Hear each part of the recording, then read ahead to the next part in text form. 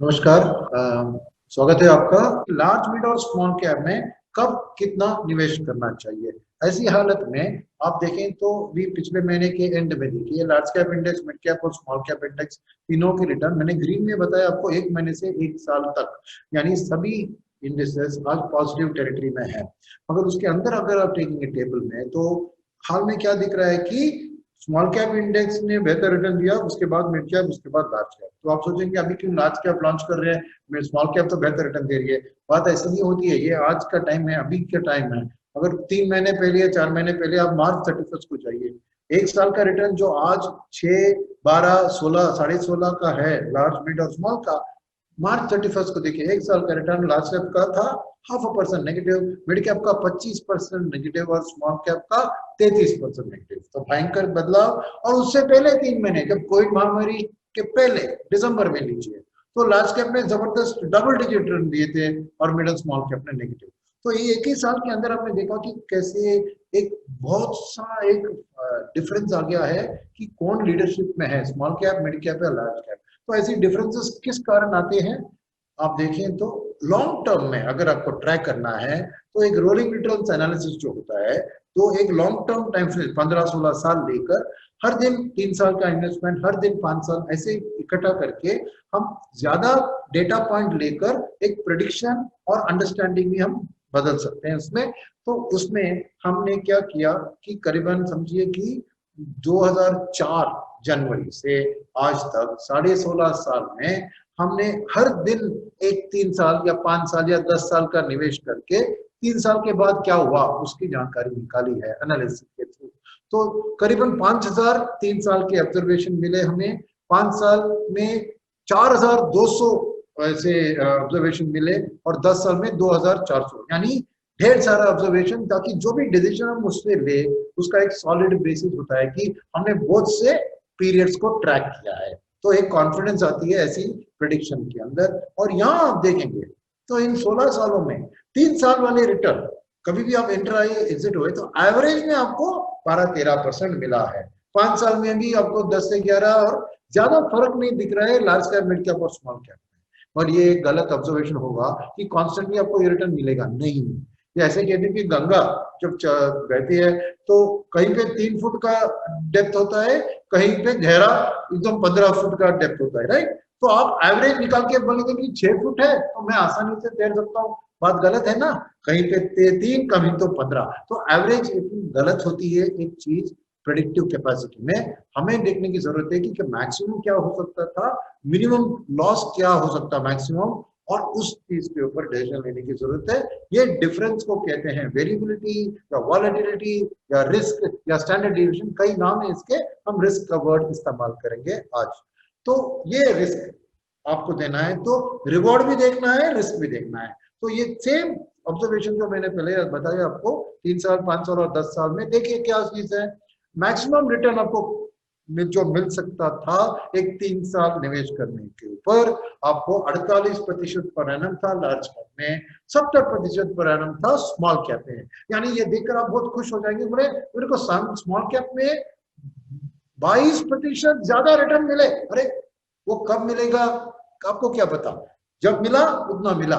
मगर रिस्क है लॉस बनाने का भी ना 3 साल के अंदर। तो लार्ज कैप में जाइए तो लॉस का मैक्सिमम लॉस रहा है 8% पर annum, whereas small cap का लॉस रहा है 21% पर एनम।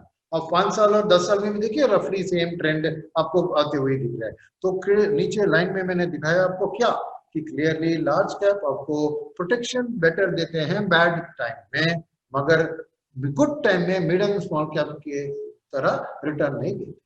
ये बात आप इनहेरेंटली समझते हैं, मगर मैंने नंबर के जरिए आपको सामने दिखाया यहाँ पर। तो ऐसी हालत में लार्ज कैप का स्टेटस डेट फंड और extremely risky small cap fund के बीच में होता है। तो इसको कहते हैं median of the risk return graph, यानी इक्विटी के अंदर लार्ज कैप सेफेस्ट तरह का सेगमेंट है। तो अब उस डिसीजन को लेकर कैसे आप डिसाइड करें कि मैं कितना लार्ज, मिड और स्मॉल कैप में निवेश करूं। तो क्या होता है आपने देखा ना, गुड टाइम बैड टाइम मैंने बताया। तो अगर आपका गुड टाइम बैड टाइम का प्रिडिक्शन सही निकला तो आप परफेक्टली स्विच कर सकते हैं, क्योंकि गुड टाइम में स्मॉल कैप में रहना चाहिए, बैड टाइम में लार्ज कैप में रहना चाहिए, तो आसानी से आप कर सकते हैं। तो इसके लिए जरूरत क्या है, जरूरत यह है कि व्हाट डिसाइड्स गुड टाइम और बैड टाइम, ये जानना जरूरी है। तो दो नॉर्मली हम मानते हैं कि लाइफ में सर्टेनिटीज है, क्या, हमारी मौत और हमें जो टैक्स भरना पड़ता है ना। मगर फाइनेंशियल लाइफ में एक तीसरा सर्टेनिटी है जिसका नाम है बिजनेस साइकिल। यानी दुनिया में आप देखें तो हालत ऐसी होती है कि वर्चुअस साइकिल जो गुड साइकिल होता है, या बुरी साइकिल जो बैड साइकिल विशियस साइकिल कहते हैं। तो कैसे बनता है ये गुड साइकिल और बैड साइकिल, जैसे मतलब ये सर्कल है, सर्कल की शुरुआत कहीं पे भी हो सकती है, बट हम इस अंडरस्टैंडिंग के लिए शुरू करेंगे डिमांड से, क्योंकि ज्यादातर टाइम डिमांड डिसाइड करता है ये सर्कल का किस तरफ जाने वाला है। तो अगर हाई डिमांड स्थिति है इकोनॉमी में, जीडीपी ग्रोथ अच्छी होगी ना, तो हाई डिमांड के कारण कैपेसिटी यूटिलाइजेशन देश के फैक्ट्री में कारखाने में बढ़ती है। तो जब से ही कैपेसिटी यूटिलाइजेशन 90% पार करती है तो इन्वेस्टमेंट भी और बढ़ता है। इन्वेस्टमेंट करते हैं तो सप्लाई, जो भी चीज वो मैन्युफैक्चर करते हैं उसका सप्लाई बढ़ता है, तो इन्फ्लेशन गिरती है, फिर इंटरेस्ट रेट भी उसके साथ गिरती है, और वो लोअर इंटरेस्ट रेट के साथ डिमांड और भी बढ़ती है। तो ये होता है एक अच्छी साइकिल में अगर इकोनॉमी हो तो उसे कहते हैं परचेज साइकिल। अब ये बुरी साइकिल कब होती है, जब डिमांड घटती है, डिप्रेस होती है। तो डिमांड डिप्रेस होने से कैपेसिटी गिरती है, तो कोई फ्रेश इन्वेस्टमेंट नहीं करता है, तो नेचुरली सप्लाई टाइट हो जाती है, सप्लाई टाइट होती है तो दाम बढ़ते हैं, दाम बढ़ते हैं तो रेट भी बढ़ते हैं, तो उसके कारण और भी डिमांड घटता है। तो ये साइकिल में अगर फंस गए बदलाव, तो स्थिति ऐसी होती है कि एक इकोनॉमी इधर गुड साइकिल में होगी, बैड साइकिल में होगी, या चेंज ओवर पीरियड में हो सकती है। तो ऐसी हालत में ये इकोनॉमी में जो साइक्लिकलिटी होती है वो अपने आप स्टॉक मार्केट में भी आती है। कारण क्या है, क्योंकि स्टॉक मार्केट में रिटर्न आपको कैसे मिलता है, एक होती है अर्निंग्स ऑफ द कंपनीज, जो करंट अर्निंग, उससे आपको डिविडेंड भी मिलता है। दूसरी होती है पीई का री रेटिंग, री रेटिंग माने 10 से 12 जा सकता है या 8, 10 से पीई 12 गया तो प्रॉफिट, 10 से 8 गया तो नुकसान, राइट। तो ये दो तरीके होते हैं। ये 10 से 12 या 10 से 8 डिसाइड करने वाला वैल्यूएशन में और दो तरह की स्थिति होती है। क्या, एक फ्यूचर ग्रोथ की एक्सपेक्टेशन, इस कंपनी की ग्रोथ अगर फ्यूचर में बेहतर होनी है तो ऑटोमेटिकली उसका पीई भी बढ़ता है। At the same time stock market के लिए पैसा, large cap, mid cap, small cap के लिए अलग तरीके से पैसे आते हैं ना, तो पैसा ज्यादा जहां पे आता है वहां पे पी बढ़ता है, या पैसा जहां पे गिरता है वहां पे पी घटता है। तो पी के पीछे भी दो कारण है, तो टोटल 3 कारण बन गए, करंट ईपीएस, फ्यूचर ईपीएस और डिमांड फॉर स्टॉक्स, राइट। यही मैंने यहाँ पे बताया कि बिजनेस साइकिल में ये तीनों इस फैक्टर्स को अफेक्ट करती है, गुड साइकिल और बैड साइकिल। तो यहाँ पे वॉलेटिलिटी आती है क्योंकि ये फ्लक्चुएशन आ सकती है तीनों क्षेत्र में। तो अब स्टॉक मार्केट में पिछले 17 साल में, मैंने अप्रैल 2003 से आज तक डेटा निकाला है, 4 साइकिल्स रहे हैं हमारे देश में, एक अभी चल रही है। तो ये 4 साइकिल में क्या है कि पहले गुड साइकिल, फिर बैड, फिर गुड, फिर बैड। गुड कब था, अप्रैल 2003 से जनवरी 2008। बैड, जनवरी 2008 में ग्लोबल में क्राइसिस आई, फाइनेंशियल क्राइसिस, उसके बाद बैड साइकिल। फिर वापस 2013 अक्टूबर में मनमोहन सिंह जी ने, उन्होंने रिफॉर्म्स की पैकेज सब अनाउंस की थी, शुरू किया था। फिर मोदी की सरकार आई तो सब बेहतर चलने लगा टिल दिसंबर 17। दिसंबर 17 में बैड टाइम वापस शुरू हुए, क्योंकि क्या हुआ था आपको, नेगेटिव फूड इन्फ्लेशन, जीएसटी और डिमॉन के कारण इकोनॉमी में कुछ टक्कर, और उसके बाद एनबीएफसी वाली क्राइसिस आई तो एकदम स्लो डाउन वापस आ गई। तो इसमें क्या आपको दिखता है, 3 कलर के लाइन दिख रहे हैं, वो एक है लार्ज कैप इंडेक्स, दूसरा mid cap index, small cap. तीनों देखिए वर्चुअस में बढ़ते हैं, विशियस में गिरते हैं, पर कितने बढ़ते हैं कितने गिरते हैं उसमें फर्क है। इसको समझने के लिए ये ग्राफ में जो डेटा से ये ग्राफ बना है, उस डेटे को मैंने टेबल के जरिए आपको पेश किया है। और यहाँ पे मैंने लेफ्ट साइड में आपको मैंने वर्चुअस साइकिल यानी अच्छी साइकिल में स्थिति बताया, और राइट में बुरी साइकिल यानी वर्चुअस विशियस साइकिल की स्थिति बताया। तो लेफ्ट साइड में क्या दिखता है, तो दोनों वर्चुअस साइकिल में सभी हरे निशान, यानी सभी पॉजिटिव रिटर्न और भयंकर पॉजिटिव रिटर्न, यानी 49% per annum large cap, 63% mid cap, small cap 77% per annum. तो एक चीज है कि गुड साइकिल में सभी स्टॉक मार्केट के क्षेत्र पॉजिटिव रिटर्न देते हैं। मगर सेकंड चीज आपने देखा टेबल के अंदर, जरा ध्यान से देखिए कि गुड टाइम्स में स्मॉल कैप आपको मिड कैप से बेहतर रिटर्न देते हैं और मिड कैप्स आपको लार्ज कैप से बेटर रिटर्न देते हैं। ये होती है हालत गुड साइकिल में। तो अगर साइकिल गुड है तो small caps is the best investment. मगर अगर साइकिल बैड है तो देखिए स्मॉल कैप और मिड कैप नेगेटिव देते हैं, मगर लार्ज कैप ने आपका इन्वेस्टमेंट को प्रोटेक्ट किया या फिर एक्चुअली लाभ भी दिलवाया है। तो फर्क देखा आपने कि बैड साइकिल की टाइम हो तो लार्ज कैप्स आपको प्रोटेक्शन दिलवाती है, मगर मिड एंड स्मॉल कैप आपको नुकसान दिलवाती है।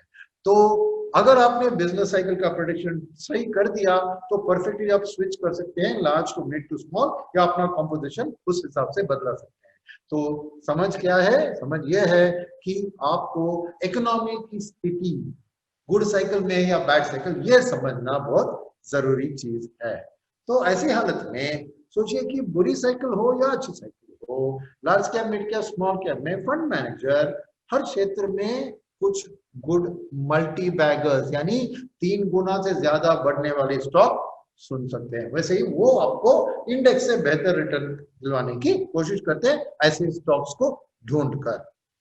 तो अब इकोनॉमी की हालत में आते हैं, क्योंकि डिसीजन आपको लेना है कि मेरे को कितना आज के दिन में लार्ज कैप में डालना चाहिए, मिड कैप में, स्मॉल कैप में, राइट। उसको अंडरस्टैंड कर लिए साइक्लिकलिटी में कहाँ है आज, वो समझने के लिए जैसे आपने देखा, मैंने बताया दिसंबर 17 से आपको डाउनटर्न शुरू हुई। यही बात मैं दिखा रहा हूँ कि सर्विसेज, इंडस्ट्री, एग्रीकल्चर, जीडीपी के 3 भाग तीनों एक गिरावट की स्थिति में पिछले 2-3 साल से आपको दिख रहे हैं। तो इकोनॉमी ये कोरोना वायरस और लॉकडाउन से पहले से ही डाउनटर्न में चल रही है। और अब Q1 में क्या हुआ? Q1 में हमारे देश में 24% नेगेटिव जीडीपी ग्रोथ आई। तो दुनिया के G7 बड़े जाने माने कंट्रीज में से हमारी बहुत बुरी हालत हमारी रही, क्योंकि हमने लॉकडाउन सबसे जबरदस्त और सबसे लंबा हमने इम्प्लीमेंट कर दिया था। तो ऐसी हालत में हमारी जीडीपी की गिरावट के पीछे इंडस्ट्रीज का 38% गिरावट, सर्विसेज का 40% गिरावट और एग्रीकल्चर थोड़ा पॉजिटिव 3% पॉजिटिव। तो क्लियर है ये आज इकोनॉमी एक विशियस साइकिल में फंसी हुई है। और ये इकोनॉमी की साइकिल स्टॉक मार्केट में भी साइक्लिकलिटी बदलती है, क्योंकि फर्स्ट थिंग आपने देखा ईपीएस से आपको अर्निंग्स बनती है, वो ईपीएस में भयंकर लॉकडाउन और कोविड का इंपैक्ट दिखा। यानी ओवरऑल मार्केट में जीडीपी 24% गिरी तो सेल्स भी आपको 28%, और उसमें से बैंक को हटा दे क्योंकि बैंक को तो हालत अच्छी रही बिकॉज आरबीआई ने बहुत सस्ता पैसा दिया और 6 लाख करोड़ का लिक्विडिटी भी दे दिया, तो बैंक की हालत अच्छी रही। तो बैंक के बिना देखे तो ओवरऑल मार्केट में 34% की गिरावट सेल्स में आई, जबकि जीडीपी की गिरावट खाली 24% थी। और प्रॉफिट भी देखिए 71% डाउन ओवरऑल मार्केट की स्टॉक्स। मगर ये ओवरऑल स्टॉक मार्केट वाली बात बनी ना, निफ्टी और बीएसई 100 को छोड़िए, हम large cap, mid cap, small cap को अगर फर्क करेंगे और माइक्रो कैप्स का भी देखें जो 3000 करोड़ से कम वाली है, आपको क्लियरली दिख रहा है कि लार्ज कैप्स में 58% negative EPS growth, mid cap में 55%, बट स्मॉल कैप में ऑलमोस्ट 80%, और माइक्रो कैप में तो पूछिए मत 1000% की डाउन। सो यानी डाउन साइकिल में आप लार्ज और मिड कैप कम अफेक्ट होते हैं, स्मॉल और माइक्रो कैप बहुत अफेक्ट हो जाते हैं, राइट। तो ये बात अब मैं कह रहा हूं कि दिखता है आपको कि विशेष साइकिल में क्यों आपको दिखा था कि लार्ज कैप ने प्रोटेक्शन दिया मार्केट के अंदर, वो एक कारण ये है। दूसरी कारण कि अगर ये पास्ट अर्निंग्स हो गई, अभी इमीडिएट क्वार्टर का अर्निंग्स का आउटलुक भी वीक है, आपको पता है अभी भी डाउन टर्न चल रही है, तो ये फ्यूचर ईपीएस ग्रोथ का भी कुछ अच्छा हाल नहीं है। और तीसरी चीज है लार्ज कैप तीनों में लेस अफेक्टेड होते हैं। करंट ईपीएस में आपने देखा एक्सपेक्टेशन ऑफ फ्यूचर ईपीएस में भी फर्स्ट रिकवरी लार्ज कैप की आती है, मानते हैं। डिमांड भी बदलता है, वो मैं थोड़ा बाद में कवर करूंगा। तो अब वो डिमांड की बात जो मैंने करी वो सामने दिखा रहा हूँ कि लार्ज कैप्स के लिए डिमांड कहाँ से आई है। लार्ज कैप्स के लिए डिमांड एफआईआई के जरिए आई है, क्योंकि एफआईआई हर देश में लार्जर कंपनीज में ही निवेश करते हैं। तो अप्रैल से आज तक इस डाउन टर्न के पीरियड में हमारे देश को मिला $11 बिलियन का एफआईआई का इनफ्लो। उसको करोड़ में हम कन्वर्ट करें तो 83,000 करोड़ की इनफ्लो आके लार्ज कैप को सपोर्ट किया।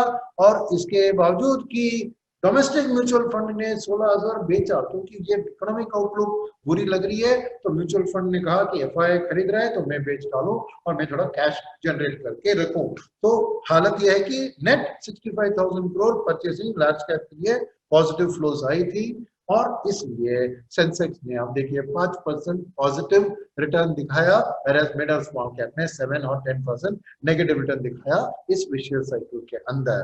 तो ये विशेष साइकिल कब तक चलेगी और कितना देर तक, तो इसके लिए पहली चीज देखना चाहिए कि कुछ पॉजिटिव इस नेगेटिव जीडीपी ग्रोथ के टाइम में भी थे। एक था गवर्नमेंट स्पेंडिंग, दूसरा एग्रीकल्चर। गवर्नमेंट स्पेंडिंग जो कि गवर्नमेंट कंसिस्टेंटली 13% पर एनम के लेवल पे कंजम्पशन बढ़ा रही है, तो उसको 16% कर दिया था इस क्वार्टर में। तो शायद ये एडिशनल गवर्नमेंट एक्सपेंडिचर एक नई शुरुआत आ सकती है देश के अंदर। और उसके साथ एग्रीकल्चर भी, क्योंकि रबी की हार्वेस्ट अच्छी रही, इसलिए कुछ 3-3.5% एग्रीकल्चर भी पॉजिटिव रहा, इसलिए जीडीपी 24% डाउन था। नहीं तो ये दो फैक्टर्स नहीं होते तो जीडीपी और भी 40% भी डाउन हो सकता था। तो ऐसी हालत में ये दोनों चीज आगे वाले दिन के लिए भी थोड़ी ग्रीन शूट्स है। क्या है वो? एक है कि मॉरेटोरियम के खत्म होने से आरबीआई ने सही वक्त पर एक रेजोल्यूशन फ्रेमवर्क अनाउंस किया, ताकि मॉरेटोरियम खत्म होने से वो रेजोल्यूशन के कारण एक सिस्टम को ईज आउट कर सकती है, बैंकिंग सिस्टम को भी और बोरोअर्स के लिए भी। तो कामत जी के अंदर एक कमेटी फॉर्म किया था और कमेटी ने रिकमेंडेशन सबमिट किया है। उस कमेटी के रिकमेंडेशन के जरिए करीबन 66% कंपनी को कुछ राहत मिलने वाली है। रेजोल्यूशन मनी पहले 1 साल में देना था, तो उसको 3 साल टाइम देंगे ताकि धीरे धीरे वो पैसा वापस दे सके। तो करीबन 2/3 of Indian companies, rated companies को बेनिफिट मिलने वाली है और ज्यादातर बेनिफिट कंस्ट्रक्शन, रियल एस्टेट और केमिकल सेक्टर के लिए होने वाली है। तो सेकेंड चीज मॉरेटोरियम के अलावा ये है रूरल इंडिया में जो रिकवरी, ऑलरेडी थोड़ा बहुत 3.5% की ग्रोथ देखा आपने, मगर बात ऐसी बनी कि दो चीज पॉजिटिव हुए रूरल के लिए। रबी हार्वेस्ट के बाद एक हुआ कि आपको माइग्रेंट लेबर अर्बन शहर से आपको गांव में आगे, लेबर की क्वालिटी नहीं अच्छी थी, बहुत सारे लेबर थे। सेकेंड चीज जो हुई थी कि मॉनसून का प्रेडिक्शन अच्छा रहा और मॉनसून भी अच्छी रही, तो इसलिए खरीफ की क्रॉप का सोइंग देखिए 5 जून से हर हफ्ते ट्रैक किया हमने, तो 100% नॉर्मल एरिया जो शो करते हैं उसमें पूरा भरपूर सोइंग हो चुका है। पिछले 7 साल में सबसे बेहतर एग्रीकल्चर की प्रोडक्शन है। और इसके साथ गवर्नमेंट ने भी, जिसको भी नौकरी नहीं मिली उधर फार्म्स में, उनको नरेगा के थ्रू गवर्नमेंट ने भी 40,000 करोड़ का एडिशनल एलोकेशन करा के करीबन 40% एडिशनल लोगों को नौकरी दे दी थी गवर्नमेंट ने। तो थोड़ा बहुत पैसा फार्मर और रूरल इंडिया के अंदर हाथ में आया, तो उन्होंने भी 2 व्हीलर और पैसेंजर व्हीकल खरीदना शुरू कर दिया। तो 84% अप्रैल में गिरावट थी, उससे अभी गिरावट कम होकर एक वी शेप रिकवरी बनते हुए आप देख रहे हैं। ये 2 व्हीलर और पैसेंजर है। इसके अलावा एग्रीकल्चर में डायरेक्ट इस्तेमाल होने वाले गाड़ी यानी ट्रैक्टर कि देखिए 84% नेगेटिव से आज 15 और 24% पॉजिटिव में आ गए। तो रूरल इंडिया का हालत सुधरते हुए सामने आ रहा है। अर्बन में हालत देखें तो अर्बन में भी रिकवरी है, मगर उतनी शार्प वी शेप नहीं है जितना कि रूरल में था। धीरे धीरे रिकवरी हो रही है। और यहाँ पे कुछ स्पेसिफिक इंडिकेटर्स देखें तो ट्रैफिक की कंजेशन देखिए बढ़ रही है, और टीवी एडवर्टाइजमेंट, हम घर में बैठे हैं, वर्क फ्रॉम होम चल रहा है, तो टीवी का व्यूअरशिप भी बढ़ रहा है, तो टीवी की एड भी बढ़ रही है। फिर गवर्नमेंट की खर्चा बढ़ रही है, मैंने बताया, तो ईवी बिल जिसके थ्रू गवर्नमेंट आजकल खरीदारी करती है, वहां पे भी एक वी शेप रिकवरी आपको सामने दिख रही है। और फ्रेट, जो सामान को शिफ्ट करना है एक जगह से दूसरी जगह, तो बल्क सामान कौन सा होता है? सीमेंट होता है, स्टील होता है, कोल होता है, फर्टिलाइजर होता है। तो ये सब चीजों में देखिए वी शेप रिकवरी दिख रहा है, डिफरेंट लेवल के वी शेप। तो ओवरऑल फ्राइट में भी एक रिकवरी सामने दिख रही है। तो इसके साथ इंडस्ट्रियल एक्टिविटी शुरू होने के कारण इलेक्ट्रिसिटी कंजम्पशन भी बढ़ रही है। और ओवरऑल रूरल इंडिया का अनएम्प्लॉयमेंट वापस पहले वाले लेवल पे पहुंच गया है और अर्बन अभी थोड़ी बाकी है। तो ओवरऑल एक इन्वर्टेड वी शेप आपको अनएम्प्लॉयमेंट में भी आते हुए दिख रही है। तो एट दिस पॉइंट जेफरीज करके एक कंपनी है जो कि सब इन इंडिकेटर को मिला के एक ओवरऑल इकोनॉमिक एक्टिविटी का इंडिकेटर बनाती है, उस इसके हिसाब से आज प्री कोविड लेवल के 90% में पहुंच चुकी है। अगर याद रखिए प्री कोविड में ही हमारी इकोनॉमी डाउन टर्न में थी, तो और उससे भी ओरिजिनल ग्रोथ लेवल पे जाने के लिए और भी वक्त लगेगा। तो इसमें दो फ्यूचर की जीडीपी प्रेडिक्टिंग इंडिकेटर है पीएमआई। तो इसमें सर्विसेज पीएमआई एक होता है, वी शेप रिकवरी सामने दिख रहा है, मगर वो अभी भी 42% ही आई है। 50 के ऊपर जाने से ही हम कह सकते हैं कि रिकवरी पूरी मजबूत एक पॉजिटिव ग्रोथ में आ गई। अभी तक वो नहीं हुआ है, मगर मैन्युफैक्चरिंग सेक्टर में आपको दिख रहा है कि 50 के पार हो चुकी है ये वी शेप रिकवरी। तो ओवरऑल सिचुएशन ये है कि शॉर्ट टर्म मीडियम टर्म में एक वी शेप रिकवरी की उम्मीद है। और इसका मेन कारण ये ग्रीन शूज तो दिख रहे हैं, मगर ये भी उम्मीद है कि 1 साल के अंदर कुछ क्योर या वैक्सीन भी सामने आ जाएगा, ताकि ये महामारी को हम पूरी तरह टैकल कर सकें। तो ऐसी हालत में वी शेप रिकवरी का शेप दिख रहा है यहाँ पर। तो आईएमएफ का मानना है कि इस साल 2020 में हमारी देश की जीडीपी -4.5% नेगेटिव ग्रोथ दिखाएगी, बट अगले ही साल 2022 में ऑटोमेटिकली हमारी sharp V shaped bounce back 6% हो सकती है। और क्वार्टर बाय क्वार्टर इसको देखें तो पिछले क्वार्टर में 24% नेगेटिव का, हम मानते हैं कि अगले क्वार्टर 9% नेगेटिव ही रहेगा, उसके बाद 1.5% नेगेटिव रहेगा, और लास्ट क्वार्टर में जबकि ये खरीफ क्रॉप की हार्वेस्ट है तब ये पॉजिटिव एग्रीकल्चर ग्रोथ शॉक आके हमारी ओवरऑल जीडीपी ग्रोथ को एक 2% पॉजिटिव हो सकती है, ये अभी मानना है। तो ये वी शेप जीडीपी ग्रोथ के सामने दिख रहा है। तो मगर इसमें 2-3 रिस्क फैक्टर है जो हमें जानना चाहिए। पहला रिस्क फैक्टर है कि पहले जो केस कोविड वाले केसेस 20% ही रूरल इंडिया में थे, 80% अर्बन में थे। और जुलाई और अगस्त में आप देख रहे हैं स्थिति बदल गई है, अब आधा का आधा रूरल और अर्बन बन गया है। और ऐसा चीज है कि जून से अगस्त आपने लिया तो अर्बन केस रेट 3.5 गुना हो चुकी है, तो रूरल 7.5 गुना बढ़ चुकी है, यानी डबल द रेट। तो ये मेजर रिस्क मैं बता रहा हूँ क्यों, क्योंकि 3 तरह से ये हमारी इकोनॉमी को अफेक्ट कर सकती है। पहली चीज, अगर बहुत लोगों को ये महामारी फैल गई बहुत लोगों में, तो खरीफ क्रॉप को हार्वेस्ट करने के लिए लेबर की शॉर्टेज हो सकती है। सेकेंड, अगर हर एक फैमिली में कोई ना कोई कोविड से लगा हुआ है तो क्या होता है कि किसी का सेंटिमेंट खरीदारी के लिए, जो कि दिवाली के टाइम से एक बाउंस बैक होने का था इकोनॉमी में, शायद ये केस को हमने कंट्रोल नहीं किया तो रिस्क उसमें भी बढ़ता है। और तीसरी चीज, अगर ये केस इसी रेट पे बढ़ गई तो ऑटोमेटिकली गवर्नमेंट वापस लॉकडाउन इंट्रोड्यूस करने के स्पेसिफिक जगह में कर सकती है, जिसका असर इकोनॉमिक ग्रोथ के ऊपर और भी भारी होगा। तो ये 3 रिस्क है, तो ये रूरल केस राइज को हमको क्लोजली ट्रैक करना होगा। तो और एक रिस्क है कि मैंने व्हीकल के बारे में आपको ऑलरेडी बताया कि 2 व्हीलर कार और ट्रैक्टर की जबरदस्त हो रही है, मगर एक कोर व्हीकल इंडस्ट्री में कंपोनेंट है ट्रक और बसेस और 3 व्हीलर। मैंने कहा कि फ्रेट बढ़ रहा है, मगर क्या है कि already supply of vehicle surplus में है, तो ये जो बढ़त है वो आसानी से ऑब्जर्व कर रहे हैं, तो नया कोई व्हीकल अभी खरीद नहीं रहा है ट्रक बस या 3 व्हीलर। तो लास्ट ईयर की माफिक वहां पे अभी भी बहुत डाउन में है, तो ये डाउन भी एक रिस्क है। और रिटेल की लेवल में भी देखें, नॉर्थ ईस्ट साउथ वेस्ट सभी जगह में रिटेल की इंप्रूवमेंट हो रही है, बट अभी भी अगस्त में पिछले अगस्त के माफिक अभी भी 52% कम है रिटेल सेल्स, राइट। तो ये बात भी आपको ध्यान में रखना चाहिए एज अ रिस्क फैक्टर। तो ऐसी इकोनॉमी की हालत में समराइज मैं करूंगा कि विशेष साइकिल में जरूर है, मगर वी शेप सामने दिख रहा है धीरे धीरे। कितना टाइम लगेगा उसके ऊपर भी डाउट है, क्योंकि 2-3 रिस्क फैक्टर्स भी है, इसको हमें कंट्रोल करना होगा। तो ये कब रिकवरी होगी, इसमें थोड़ा टाइम आपको बिल्ड करना होगा एक अनसर्टेनिटी के जरिए। तो स्टॉक मार्केट में इसकी इम्पैक्ट लार्ज कैप के ऊपर देखें तो एफआईआई की फ्लोज, मैंने कहा ना जबरदस्त 83,000 करोड़ एफआईआई की फ्लोज आए हैं। उसके कारण क्या है कि ये जो इकोनॉमिक रिकवरी की एक्सपेक्टेशन है वो मानते हैं कि पहले लार्ज कैप में दिखेगा, और अगले साल यानी 21-22 के साल में आपको जो निफ्टी की ईपीएस 450 के लेवल पे रही है 4 साल से, वो अगले ही साल 660 के लेवल पार कर देगी।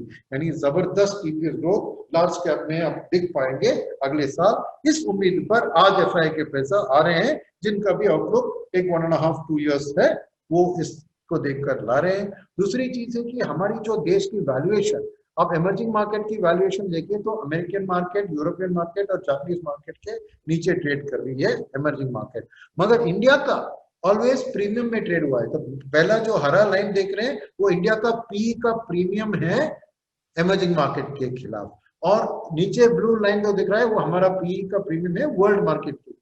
तो ये दोनों कंपैरिजन आप देखें तो नीचे काला लाइन जो जा रहा है वो है हमारी लॉन्ग टर्म एवरेज, यानी हमारी देश ऑलवेज एक प्रीमियम में ट्रेड कर रही थी, मगर ये दिसंबर 17 की स्लोडाउन की शुरुआत से हमारी प्रीमियम भी गिरने लगी। तो इतना शार्प करेक्शन हो गया प्रीमियम में कि हमारी देश की स्टॉक मार्केट हमें बहुत सस्ता लगने लगी, इसलिए वापस पैसा आने लगा, और देख रहे हैं आप उधर एक V shape in terms of the PE भी जा रहा है। तो ये लॉन्ग टर्म के तौर पर इंडिया का प्रीमियम में करेक्शन एक कारण था कि एफआईएस ने पैसा डाला, और उस हिसाब से इस पीरियड में दिसंबर 17 टू आज तक निफ्टी की पीई एक्चुअली अभी 1.3 बढ़ गई है, 17.8 से 19.1 कंपैरिजन टू दिसंबर 2017, मगर मिड कैप और स्मॉल कैप की 7.5 और करीबन 3.25 गिर गए हैं पीई।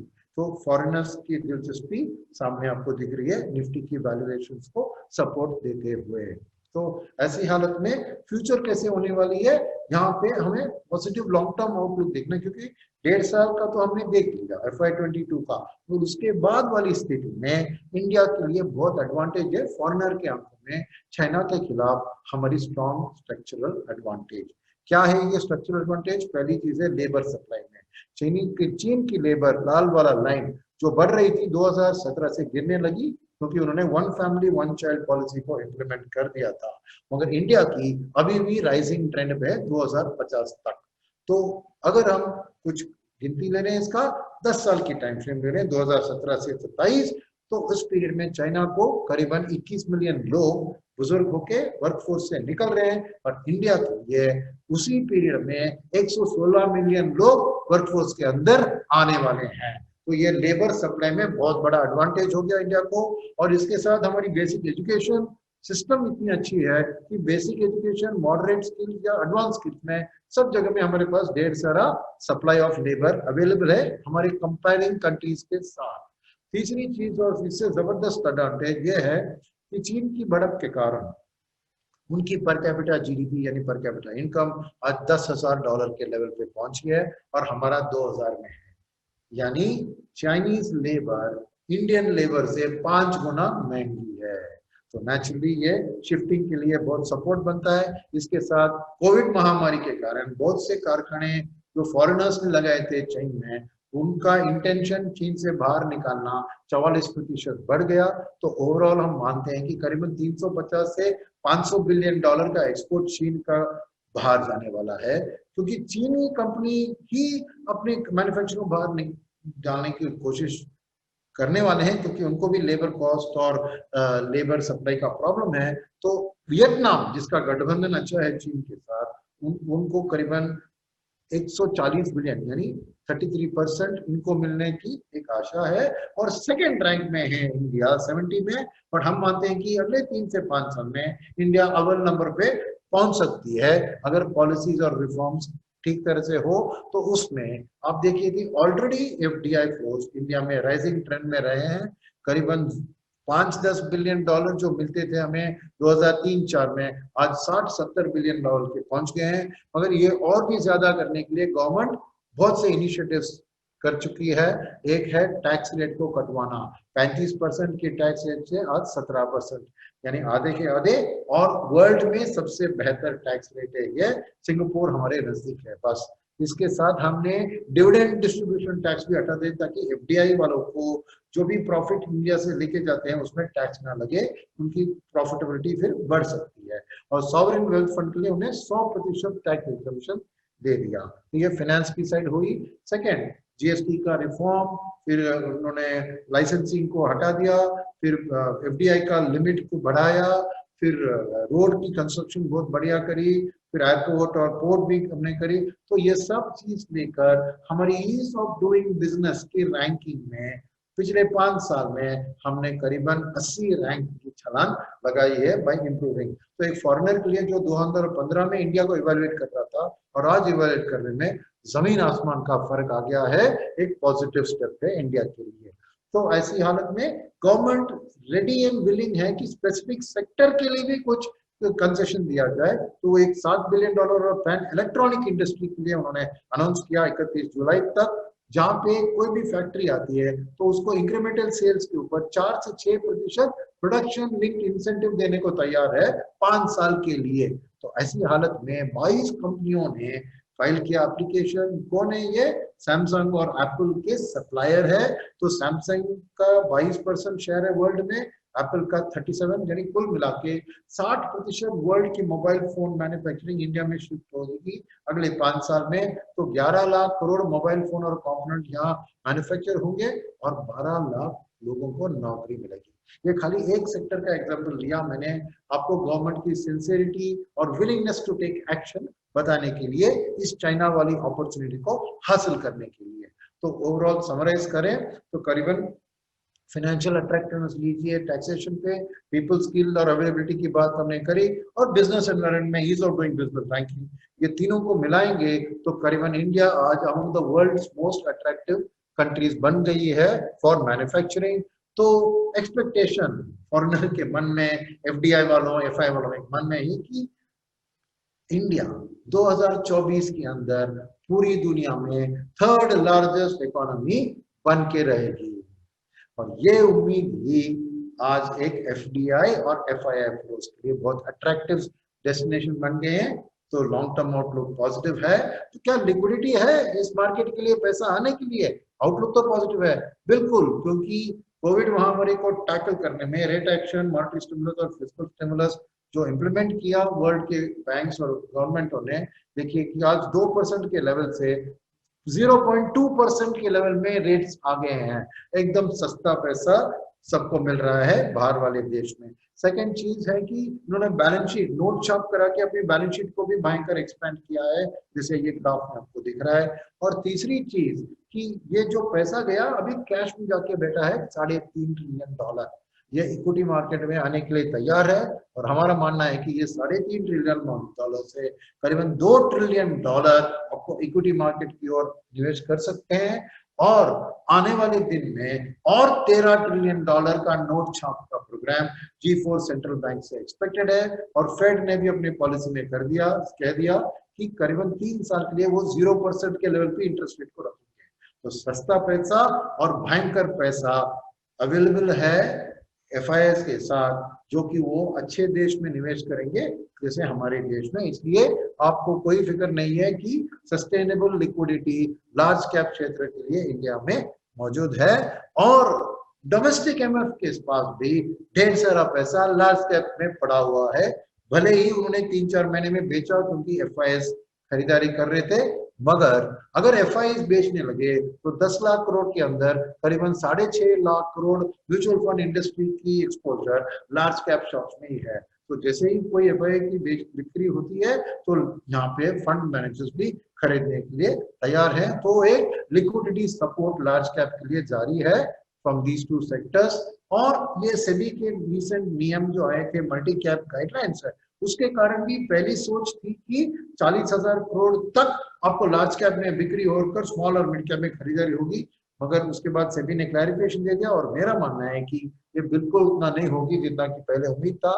क्योंकि इस सर्कुलर को अगर ध्यान से देखें तो क्या किया उन्होंने कि मल्टी कैप सेगमेंट में जहाँ पे फंड मैनेजर में 70-20-10 लार्ज मिड स्मॉल में निवेश कर रहे थे, सेबी ने आके उसको तुरंत बदला दिया कि मिनिमम आपको 25% लार्ज कैप, 25% मिड, 25 स्मॉल रखना है। तो इसको एक लेस रिस्क सेक्टर से हाई रिस्क मल्टी कैप को बना दिया। तो क्या होगा कि इसमें जो उम्मीद मैंने कह रहा था 40,000 करोड़ की, मेरे ख्याल में नहीं होगी, क्योंकि एमसी की तरफ से एक्शन जो लेंगे वो होगी कि वो ये स्कीम को, क्योंकि उनको कोई स्मॉल कैप करने का दिलचस्पी नहीं है इकोनॉमिक हालत को देखकर, विशेष साइकिल में हम पड़े हुए हैं। तो वो एक तरफ से अपने फंड में, अगर फंड हाउस में कोई लार्ज कैप फंड नहीं है या लार्ज एंड मिड कैप नहीं है, तो अपने फंड को उधर रिकैटेगराइज कर देंगे, तब कोई बिक्री की सवाल नहीं है। सेकेंड चीज कि वो अगर लार्ज कैप फंड है, लार्ज मिड है, तो उसमें मर्ज कर देंगे इस फंड को, ताकि उनको ज्यादा कुछ डिफरेंस करने की जरूरत नहीं है। फिर वो तीसरी स्टेप लेंगे कि इन्वेस्टर को भी पूछेंगे, डिस्ट्रीब्यूटर को भी पूछेंगे कि अपना इन्वेस्टमेंट को आप उन फंडों में शिफ्ट कर दीजिए, क्योंकि हमें कोई स्मॉल कैप करने की आशा नहीं है। तो उसके बाद एक तो 3-4 फंड हाउस ने अपना मल्टी कैप को न्यू मल्टी कैप रूल्स के अंदर निवेश रहा, तभी वो जाके थोड़ी लार्ज कैप को बेचकर मिड कैप करने की जरूरत पड़ेगी। एज एन इन्वेस्टर मगर आपको एक्शन जो लेनी होगी कि अगर आपने एक लो रिस्क कंजर्वेटिव मेंटालिटी से मल्टी कैप में चुना क्योंकि 70% लार्ज कैप में था, तो आपको लार्ज कैप में शिफ्ट करने की जरूरत होगी। सेकेंड इज, अगर आपने मॉडरेट रिस्क रिवॉर्ड इंडिविजुअल है तो शायद लार्ज मिड कैप को देख सकते हैं।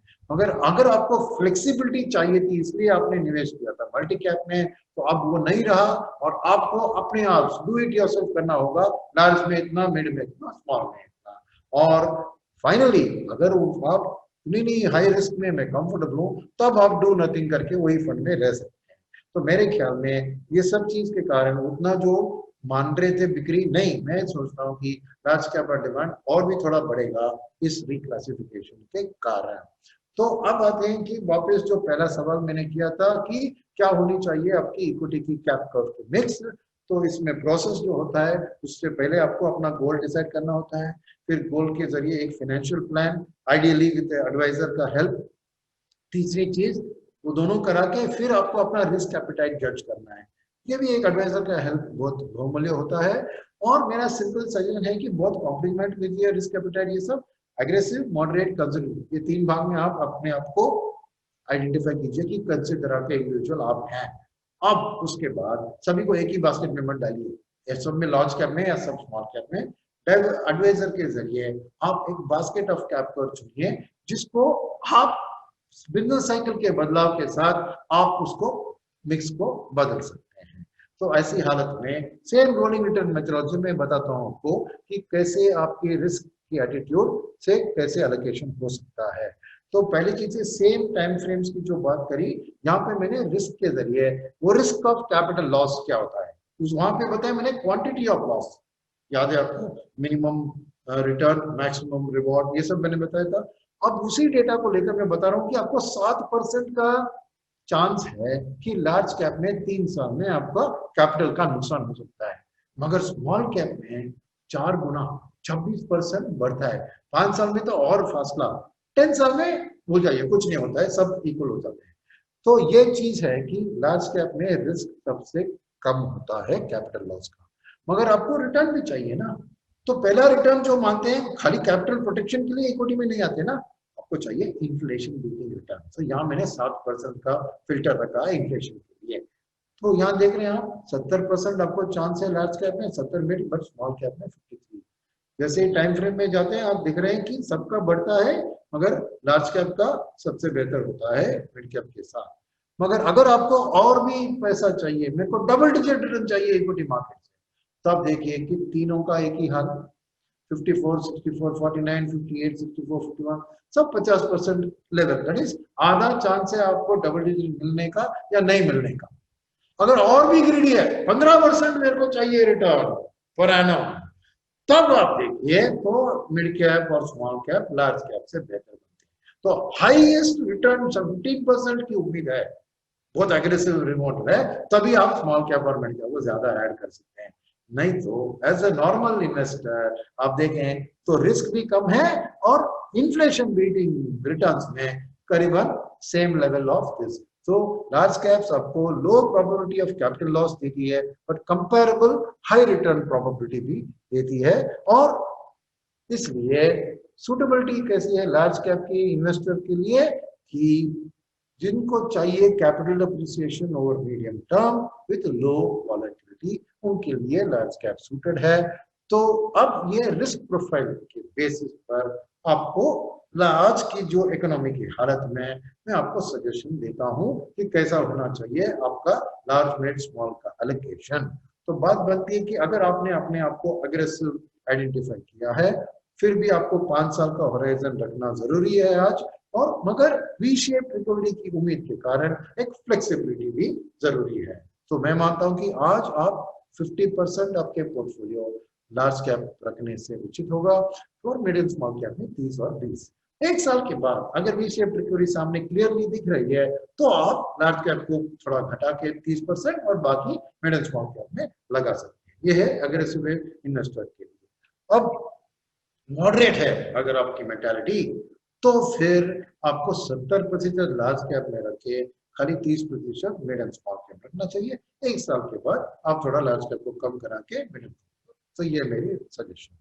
तीसरी सजेशन, अगर आप कंजर्वेटिव मेंटालिटी के हो तो फिर मैं कहूँगा कि स्मॉल कैप को छूइए मत, 80% लार्ज कैप में रखिए और 20% स्मॉल कैप में रखिए, राइट। तो ऐसी ही मेरी रिकमेंडेशन है।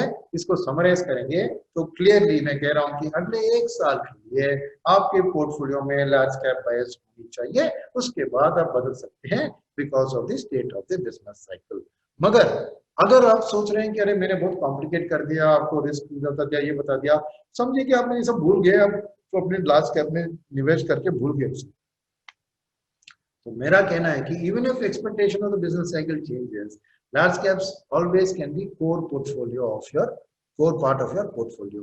क्योंकि आज पॉइंट टू पॉइंट रिटर्न देखिए, लंबी दिशा में देखें, 15 साल 20 साल वाली टाइम फ्रेम में आपको लार्ज कैप्स ने 11% पर एनम, और ये बाकी अल्टरनेटिव अब देखिए इन्फ्लेशन तो 7% रहा है लॉन्ग टर्म, तो फिर भी आपको बेटर रिटर्न मिला है। और बैंक डिपॉजिट आज 6% में चल रहे हैं। लोएस्ट टैक्स ब्रैकेट में आप ले लिए तो 20% लीजिए तो 16 माइनस 20% आपको 5% के नीचे मिलने वाला है, 4.8।